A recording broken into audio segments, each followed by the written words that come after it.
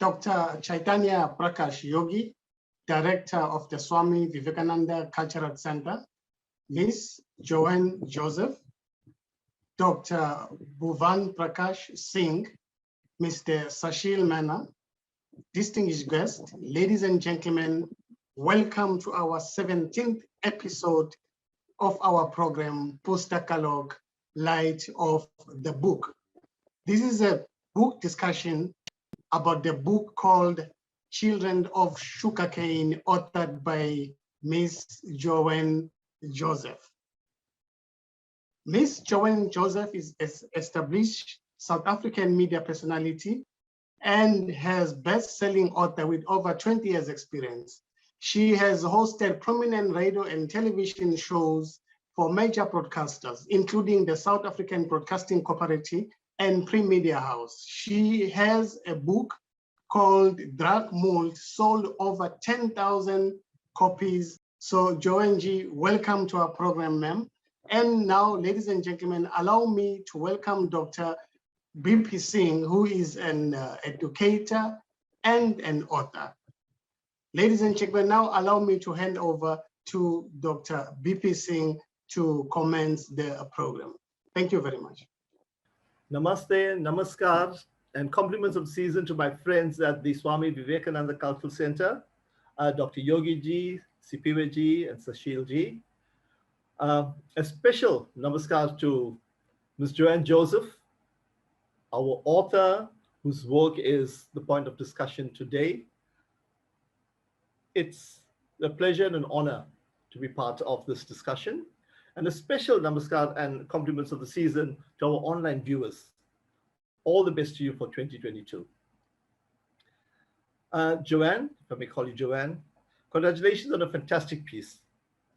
And this is truly well written and a really inspirational piece because it touches not only our community, I would say, but the broader community internationally.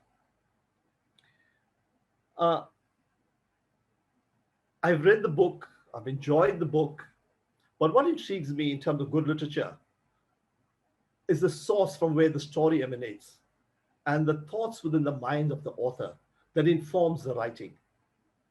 Because what we see in the writing manifests itself in our minds and we add our own interpretation to it. But I think in this interesting piece, I would like in the main to provide you with little catalysts and little strings that you could take to the end to tell us why you've written the story, what is the importance of the story. The issue of Indian indenture is on all our lips, it's on all our minds. It's in many a conversation that we have in South Africa and around the world. But there would have been a particular reason as to why you thought to pen such a piece.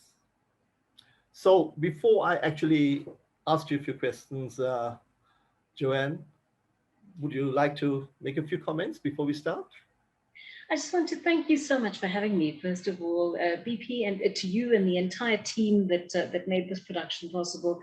Thank you very much for your warm welcome today. And it's really a pleasure being with you. And thank you for the wonderful work you're doing for literature and for the writers and the readers of the world who are consuming this wonderful program. So it's an honor to be invited, and I'm very grateful for it. First of all, thank you. So to answer your question, BP, I think we're starting to have conversations about indenture, but we haven't been having those conversations for quite a while. And that's in evidence in all sorts of spheres in which we operate. I think many of us growing up in families of Indian descent in South Africa have been, in a way, victims of the silence of our ancestors, because we do have a little bit of oral history here and there, not in the same way African families preserve their history. Little bits and pieces come through every now and then. You hear a little comment about, oh, you know, your ancestors suffered and you have life much easier comparatively. But have we actually had open, informative discussions about indenture in this country? And I don't believe we have. You know, they're historians who around the world, but particularly in South Africa, we're very, very fortunate to have historians who documented indenture so beautifully. But I'm not convinced that that information has made it out into the public domain. And so even the descendants of people who worked in the sugarcane fields, on the Natal government railways and other places for the colonizers, do not have a picture, a clear picture of what the lives of our ancestors were like. And if we don't even have that picture, how would we expect other South Africans to have a closer or sort of closer relationship, yes, with the past and with what had happened to our ancestors? So there are many people who are writing to me right now who are saying that this is really a blind spot in our history.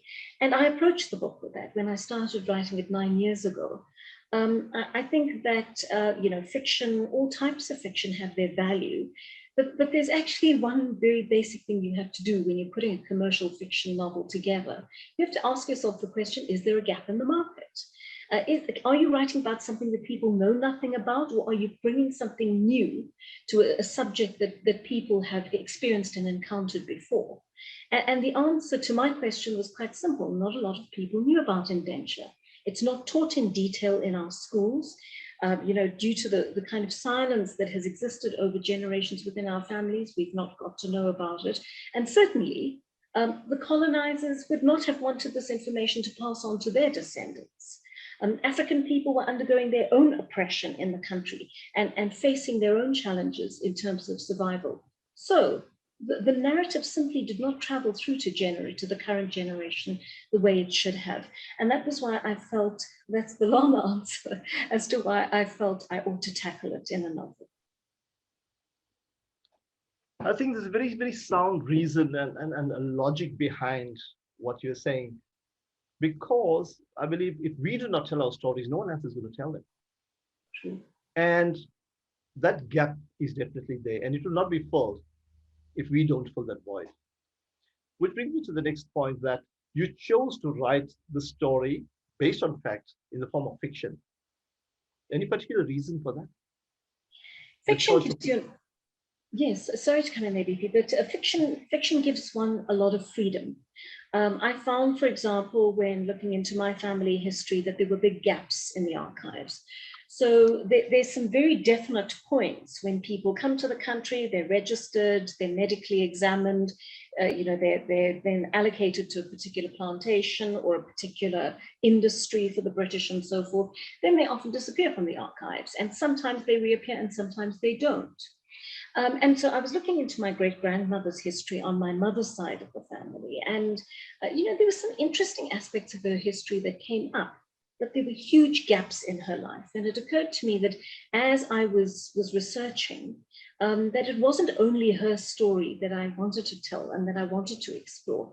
I wanted to know in particular what other women, not just other people who had taken up indenture, but women in particular had experienced. And so the idea began to come to me because really the textbooks permit us access to a number of beautiful but painful, tragic stories. Some of them are stories of hardship overcome, some of them are stories of death and loss and tragedy, some of them are stories of triumph. And I looked at all these different threads and I thought, there must be a way of bringing them together, of actually weaving them into a kind of literary tapestry that tells not just my grandmother's story, but the story of many other women in particular, families too, men too, children too, but women in particular, who experienced indenture in various different ways. And of course, fiction opens up the world of possibility to you in ways that very few other genres do. It's a difficult genre in which to write, in that you are faced with all sorts of choices. What are you going to do with your characters' lives, their trajectory, their relationships, the hurdles they must overcome? I mean, you face all of those dilemmas as a writer, but there is so much freedom to decide what path you're going to set them on. So it was very difficult for me because I'd only written nonfiction before. I wasn't familiar with how to embark on a fictional novel. And, through trial and error, I finally figured out how I thought I could best execute the novel. Well, I think it was an excellent choice because the messaging is factual in nature, it's spiritual, ethical in every form. But the platform, being that of fiction, allows you to carry that message through in a way that is most palatable to the market, in which opens that market to you. And by opening that particular market, it allows you to communicate your messaging.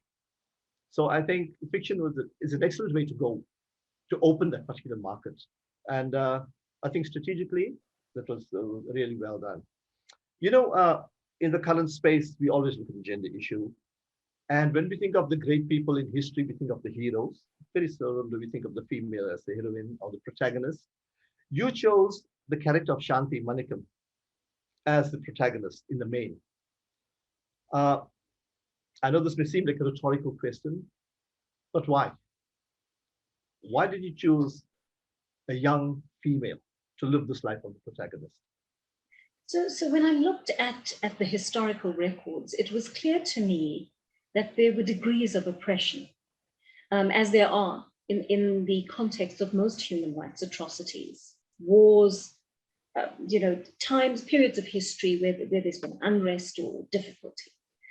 And it seemed to me that the two groups that were the worst affected by indenture were women and children. And I tried to create a character who was an amalgam of both of those sorts of attributes. On the one hand, I mean, we may think of Shanti as a young woman, and she would likely have been thought of that way in the 19th century. But actually, she's a teenager. She's a 14-year-old. I mean, could any of us imagine putting our 14-year-olds on a ship to go to another continent and labor there? I mean, the idea in terms of modern sensibilities sounds actually quite weird and offensive in a way, and illegal. But of course, she's as both a child and a young woman. Indenture becomes a very interesting and different experience for someone traveling on her own at that age, with very little education, very few resources, no family to speak of, friends that she has gathered along the way, no actual protection. Because some people did arrive with those advantages. Some people did travel in groups of families or friends, or in marriages, within marriages, and of course there was a little more protection afforded to some of those people, but not so for Shanti. And I decided that I wanted to, this was the best vehicle for me to depict the horrors of indenture. Because, I mean, how else does one show it? It has been written, there's been several novels written in South Africa that deal with indenture through the eyes of family members. People like Prabha Mudli have written beautiful sweeping novels about generations of indentured laborers who then settle in South Africa, and start to assume an African identity over several generations.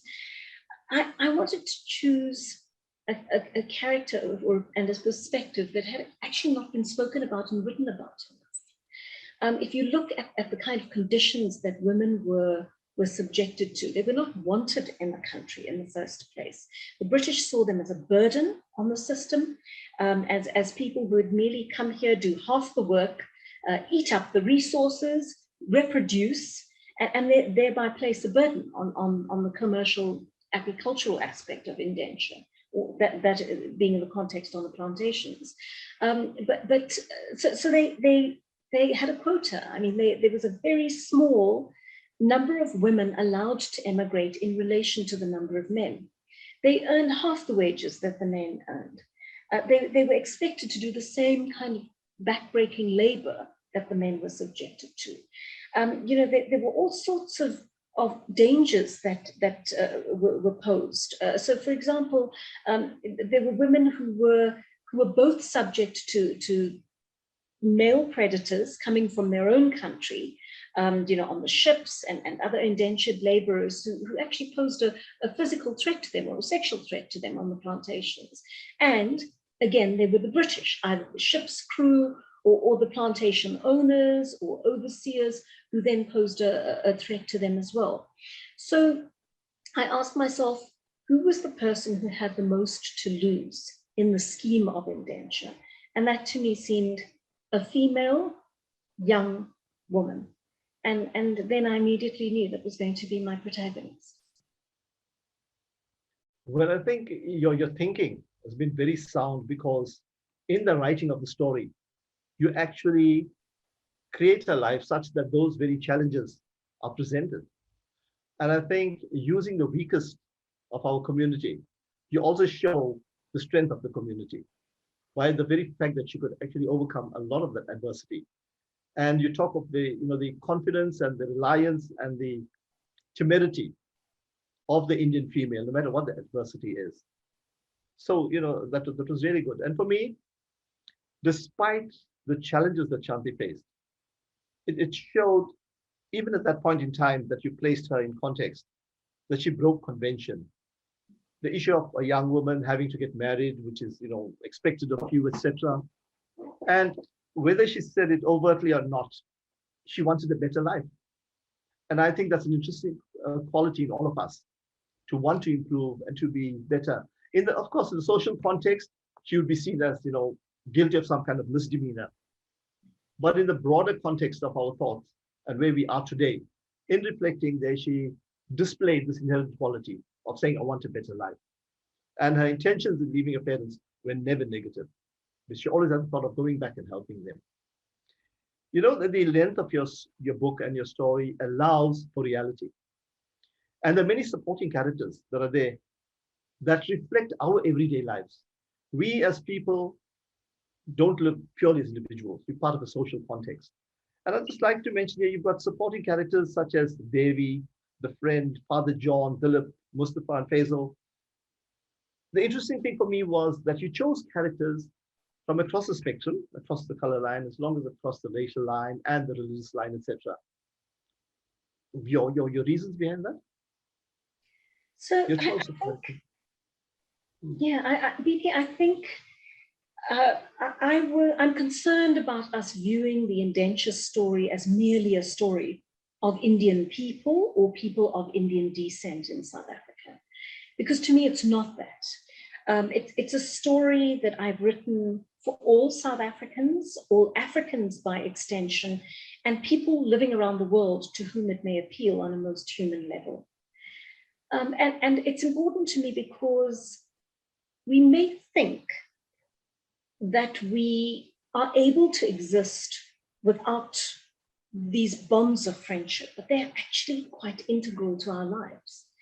And Shanti allows herself something that, in fact, many of us are still grappling with in South African society today. We have not, in our current society, embraced diversity the way we ought to. And Shanti is that brave character who actually does that.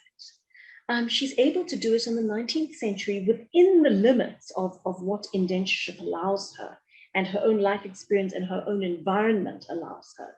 But she is able to breach those barriers, and she does it. And in it, she finds loyalty, she finds support, she finds kindness, she finds succor, she finds herself. She's reflected in many of those friendships. They're a mirror to her. They teach her things about herself. And each of those friendships is a tribute, not just to other women, because that's a huge thing. I mean, I, in my post-modern day life, would not be able to live without the friendships of other women, the support of other women, the promotion of other women, the encouragement of other women. And I wanted to make that very apparent, that has existed for centuries, that kind of sisterhood, and we don't talk and write enough about it. But also, some of the greatest friendships of my life have been forged with people who've had entirely different upbringings to mine. One of my best friends is a Sangoma, who's also gay, and one of the top people working in television news. You know, the interesting contradictions of that, but the interest that this individual has brought to my own life personally is just incredible. And the lessons I've learned from him, because we've shared things being from very diverse backgrounds, have been able to share some really interesting things. But ultimately, our friendship just goes to the heart of where we are, that we love each other. And love is what it is across traditions, across cultures, across races, across genders. You know, it really is that one thing we all ought to be striving for as human beings. So it was also a challenge that I wanted to throw out to people. And this is the wonderful thing about historical fiction in the post-colonial context. It allows us, in a way, to be a little bit more indulgent on continents like Africa and Asia as writers. It allows us to write back to the past and to start questioning some things in the past using the present and using some of the models from the present or some of the things that haunt our society in the present. If Shanti is able to move across those barriers as a 19th century woman and find value in them, is there a way that we could do the same? I mean, that has been one of possibly the biggest failures of our democracy, is that we may exist as diverse society in the workplace, where we are sort of forced, compelled to work with people of all backgrounds. But how often do we invite those people into our private and intimate spaces? And when we do, what is the benefit? Because it is incredible. It's something that leads to the evolution of other human beings. When you are able to share your culture with them and your background and your life experience, and they're able to do the same with you, it leads to your evolution. So that is really important to me, that we speak about this aspect of diversity.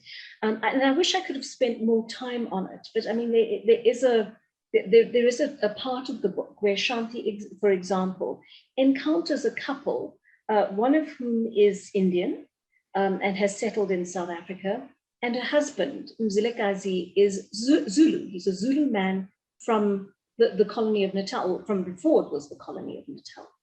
And there they are, they're married, they exist, they coexist happily, and they are in love with each other.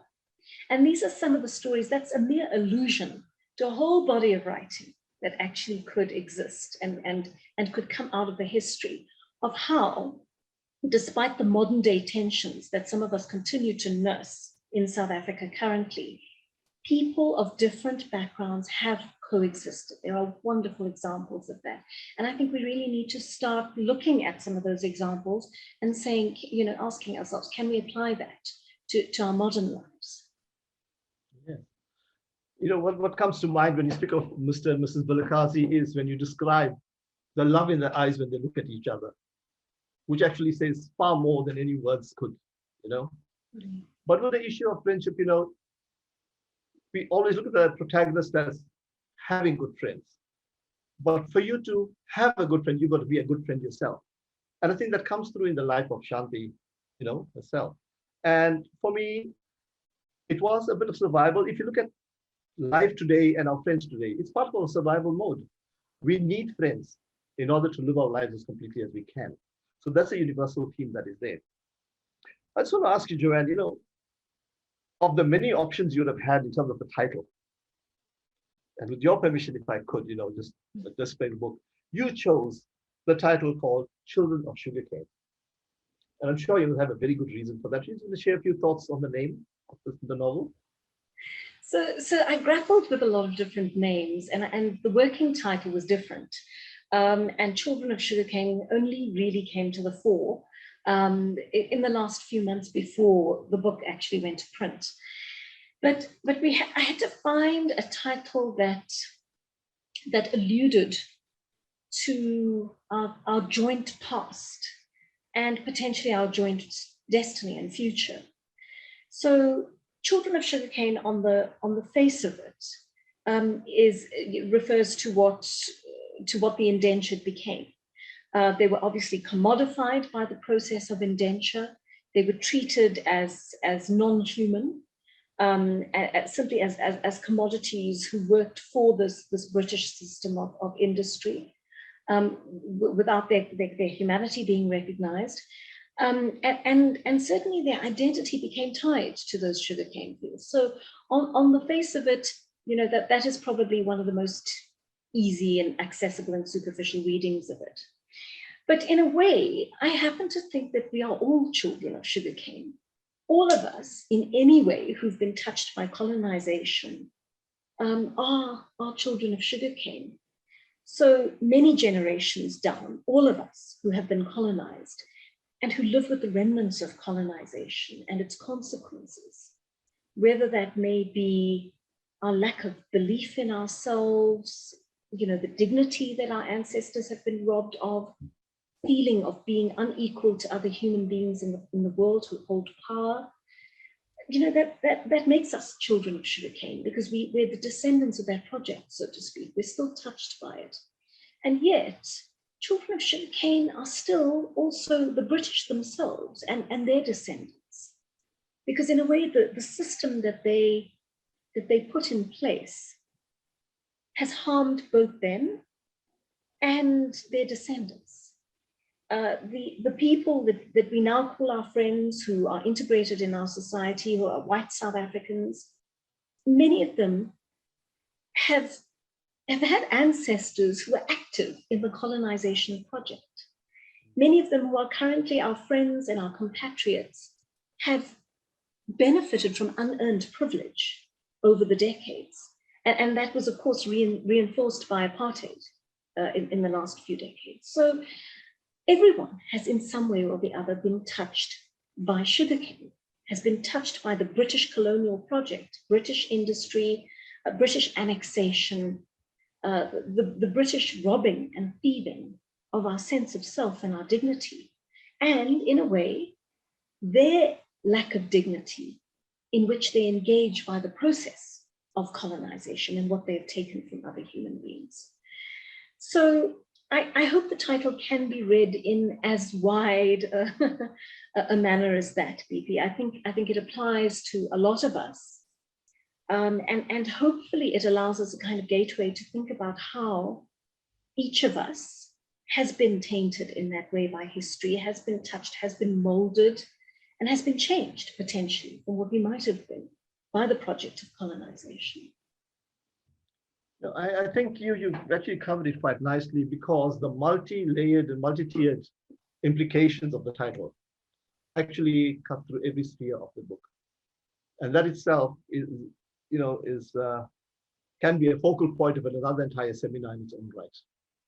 So I think it's very, very apt in terms of that. And of course, when we think of Raksha herself and the atrocities out in those cane fields, those are still present among us even today. And it brings the reality home very, very nicely. Any piece of good literature to me is also largely determined by the technique that is used. And you've chosen to write in fiction, you've used the narrative technique, you've used the flashback technique, etc. All these techniques have the purposes. But in your particular mind, in this context of the book, what was the reason for using the letters, the flashback technique, the to and fro? For what purpose would it really be used in your mind? So it's interesting. I think when I was growing up, writing techniques were quite different and were quite linear in nature, where you started at the beginning, you told the story until you got to the end. And that was really how stories were told when we were growing up. But the writing, the technique of writing has changed over the decades. And it's been a very beneficial thing, because no life is actually lived in a linear fashion, right? As we go through our daily lives, we are sometimes hit by flashbacks, we're influenced by things that happened in our past, we're sometimes haunted by the things that happened in our past, or troubled or held back or propelled by things from our past. And I think that's a really effective way of building depth into a novel, allowing people to move back and forth between time, creating a little bit of interest and mystery.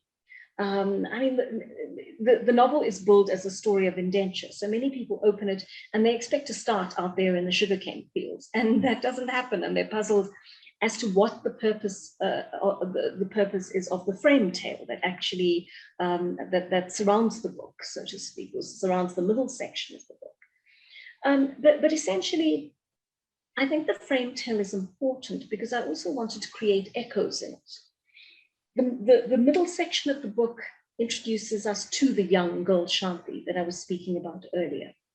But at the beginning of the book and at the end of the book, we're introduced to a much older Shanti, a wiser Shanti, one who has experienced some really difficult goings on in her life, someone who grapples to understand particular things, even as an elderly lady, someone who's also close to the end of her life, is negotiating both her immortality and her relationship with her daughter. And there are really quite a few echoes that exist both in young Shanti's life and in her older life. her daughter is starting to experience many of the things that Shanti experienced. And she's finding her own way of negotiating those realities in the world without Shanti's help, because Shanti is crippled by her past. And I think many of us are. And that is part of the tragedy of the intergenerational trauma that we've experienced in this country. And many people all over the world are experiencing it in different ways. I mean, it's not that unfamiliar in our country for a young person who's South African, of Indian descent, to come home with someone of a different race and say, I want to marry this person. And then for the parents to simply, you know, go into a tailspin, because they don't understand the notion of bringing someone like this into an intimate space, integrating them into one's family. In many Indian families, I know of at least 2 instances where a young partner was brought into the family who was white. The Indian family did not want to accept him because they were holding on to things from their past that had hurt them very deeply. And those wounds of apartheid, the living memory of that, was too much for them to be able to easily accept someone into the family who came out of that cultural and racial tradition. So we're grappling with this one generation after another. And I thought, wouldn't it be nice to create that echo, first of all, use flashbacks to the past, but hopefully create some kind of understanding in the present. So the book starts when Shanti's an old lady, and that is her present. And how do we add meaning to that present? By looking at the past. How do we take her back and use the past as an instrument for both the purposes of her and her daughter's evolution by the end of the novel? So it's all really about the past. That's what it centers on, BP. What can the past teach us? How do we benefit from understanding the past? And of course, that's wrapped up in the notion of historical fiction, the genre itself, but also in the pain of our country that is still dealing with an unresolved past. No, excellent. I just want to compliment you on the use of the letters, because while you use the flashback technique, I think the letters were an excellent mechanism to touch on many of the issues and the messaging that you wanted to bring across without it being overt. And that was an excellent touch. I'm also glad that you spoke of the parallel between the lives of Shanti and Mustafa as compared to that of Raksha and David, and the replications in life, you know, and the parallels that can be there. You know, Joanne, this book allows for many themes, right? You've got love, you've got hate, you've got the whole issue of indenture, etc. But I'd like you to just comment on just 1 or 2 that are closest to your heart in terms of the story. That would you like, you know, to leave us with. There are 2 things that I would like to leave the reader with, because it's a hard story. It's not an easy story to read. I know that. Several people have written to me and said, oh, Joanne, you know, I loved the book, but I had to stop at this point. And I could only pick it up after a few days because it's just too much for me. So people are being touched on a very visceral level, and that doesn't necessarily mean it's about how the book is written. It could just be the subject matter that is triggering people. A lot of Indian people, BP, I'm finding, are coming face to face with a past that they didn't know was still living inside them, and that's been quite painful for them. But there are 2 things that I want to offer, and you mentioned one of them, and one of them is love. And that's a hugely important theme in the book, because that's really the crux of the book. That is the one thing that drives us as human beings, that should drive us, that should propel us forward, that should resolve some of the ugliest conflicts in the world for us. It sounds like a very naive and cliched thing, but is it possible that that is the main reason that we were created as human beings, or that we exist? Is it possible that if you put everything else aside, work, ambition, all the other things we chase, money, that actually none of those things matches up to our main purpose for being on the face of this earth, which is love, to love each other, to find evolution and eventually kind of nirvana, you know, in the best way a human being can, in the love of oneself and a fellow human being and one's community. I would like to argue that it is. That has been my discovery in my life, that is the most important thing. That is the reason that I live and that I breathe and my heart beats every day. It's love for the people around me, for my family, my friends, my husband, most of all, my daughter, my parents. You know, that really is, that's the most important thing to me. And I think we're human beings. We don't foreground the importance of it enough. Maybe it sounds too wishy-washy, but it really is such an important thing. And then, despite what happens, love gives us hope. Love allows us to pull ourselves out of the undignified human beings we allow ourselves to become when we engage in oppression, in hatred, in discrimination, injustice, prejudice, all the things that we use as human beings, as levers to demean ourselves, actually, to demean the humanity of other people and rob them of it. And when you embrace love, all of a sudden there is hope. Humanity, just being alive, is a bewildering experience. We don't really know why we're here. We don't know why we live the existence we do, why we're born into the family we are, why we suffer the hardships we do, why we enjoy the successes we do. That's governed by often a set of factors outside of our control. And yet, hope allows us to wake up every day with a feeling that there could be something better that lies ahead. And that's what I hope is the ultimate message of the book. Love and hope, live in love. It changes our outlook. Take it into your family, take it into your relationships, take it into your society. I struggle to do that sometimes. Forgiveness for me is a hard thing. It's something I grapple with. When I look at historical events like indenture, like apartheid, like the Rwandan genocide, like the Holocaust, like the Bosnian genocide, or the genocide in the Congo, I find it hard to forgive. I feel outraged on behalf of the people who've been hurt by those events. And yet, the only way we can save ourselves is to find love and forgiveness, to offer the apology in humility, and to use love as a lever to move forward. I can't help thinking of Archbishop Tutu because I was affected by his death most recently, because he was someone who understood it. He was someone who understood the oppression and the struggle in this country, the deep, deep pain of the people in this country. But he was someone who also understood forgiveness and love, and how that just pulls us out of the darkness that humanity can sometimes become when we allow ourselves to be. So that's really what I hope will be the thrust of this novel for the readers who pick up the book.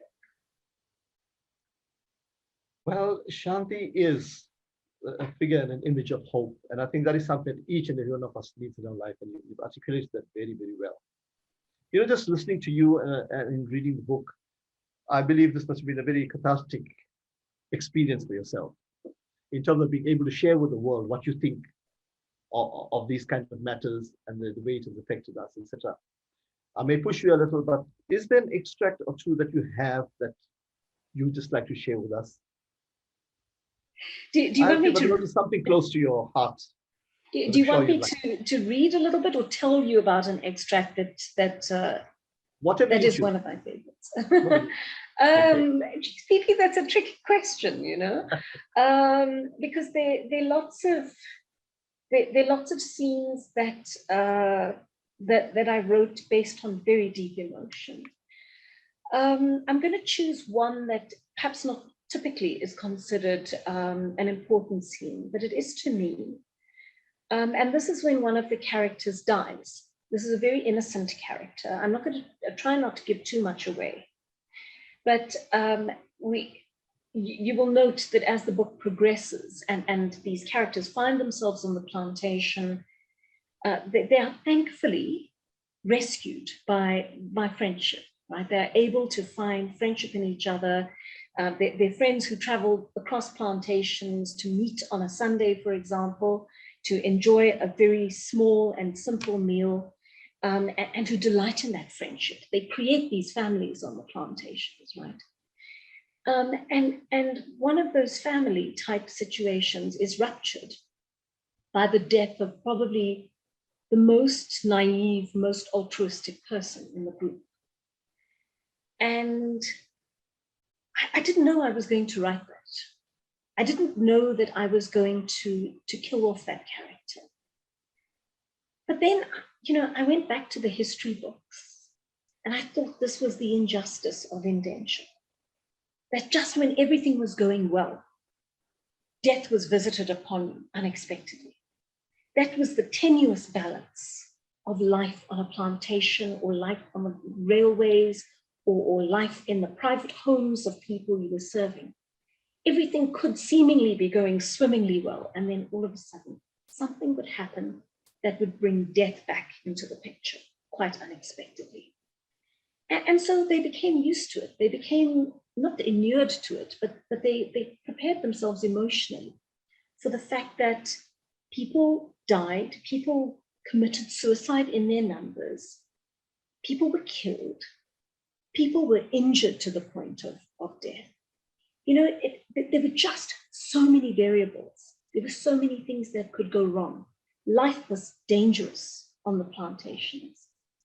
And so, I was writing this chapter, and then all of a sudden I realized that I had to kill this character.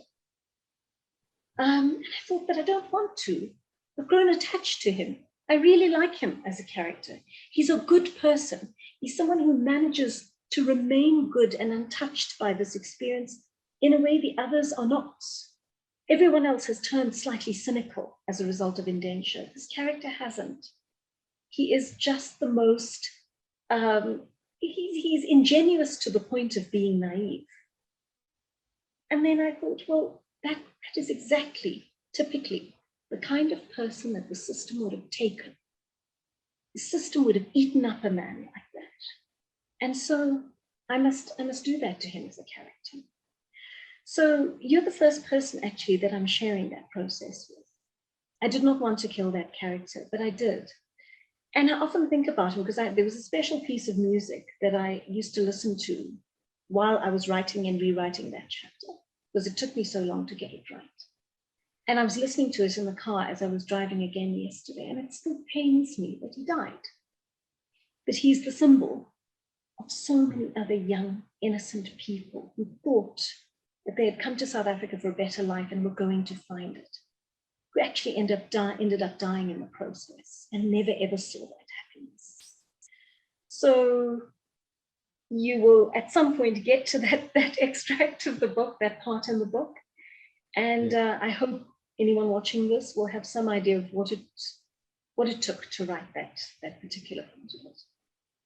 Well, just the way you presented the last few minutes reminds me of God. And sometimes when you're an author or a poet, you actually play God to your product. And you realize that the decisions are not easy ones to make. Because despite this characters being fictional, there's always some association with some real life person that you know. And you grow attached. And these are the difficult choices to be made, but it actually makes you attached to your character and to your story, such that your story is not necessarily just a fictional story anymore. But I must say also for the purposes of our online viewers, that while this is one aspect you've shared, there are many other aspects and twists and turns of the story that we are not going to share for obvious reasons. Because this particular discussion session was meant to tease our audience into wanting to get to read this book. And I'm going to leave the questioning just there at this point in time. Suffice to say that the question that comes to my mind is, when I think of Raksha and Shanti, is how well do we know our parents? In the story, Raksha, at the latter part of it, gets to know Shanti. There are many of us who go through lives not really knowing our parents, beside at the relationship level. But what makes them tick? What have they really gone through? What their lives have been like? And I think while we tell the story and read the story of Shanti, it also allows us to self-reflect and to go back and ask our parents and our elders, what was your life about? What did you experience? Do we as children know everything about our parents? For example, it begs that question. So here I'm going to leave you, Joanne, with one question. It's an excellent piece of literature. You're very passionate about the work that you've done. We can see in our interaction with you where the story comes from and how seriously you've taken this. And we're to congratulate you on sharing the story with the world, because while we may all have these thoughts, it's not very easy to pen these thoughts and put into some kind of format that you can share with others. It's not easy at all. And you've managed to do that. So congratulations on that. All I'm going to ask you now is, besides wishing you well with your story and with your life as an author, an excellent author, with this book, where to from here? I know you've got international exposure, etc., but where to with the story and this book? So people have asked if there's a sequel, BP. There isn't, and there isn't going to be. I don't want there to be. I feel that the book, in my view, answers enough questions, the kind of questions that I wanted to raise, so there won't be a sequel. The book hopefully will take on a life of its own as it starts to travel through the world. In May this year, it releases in the United Kingdom, and other parts of the Commonwealth, with the exception of Southern Africa. It's published in the US, and it's published in India, Malaysia, and Singapore. So it's going to travel quite a lot. And we'll see whether Shanti is of interest to people in the international community. It's a test. I don't know if she will pass it. Perhaps the British will be offended by the kind of stances I've taken in the novel and how the characters feel about the situation in which they find themselves. Interestingly, I was interviewed by an Indian PhD student yesterday from a top university in India. And it was so interesting to hear that in India, indenture is rarely spoken about as well.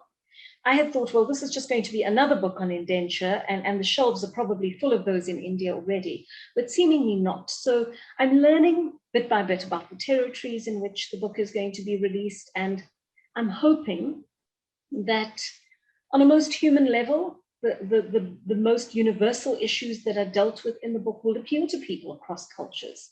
That's really what I'm hoping for, and I'm hoping that hopefully there'll be a meeting of minds across cultures through the book. I mean, I don't know how much work one book can do in society. Certainly books have changed my life. But then perhaps there are other people out there who might also be moved enough to think differently about history and other human beings from different circumstances that they have not engaged, whose history they have not known or respected. And perhaps it will build a little bit more empathy in the lives of whomever reads it.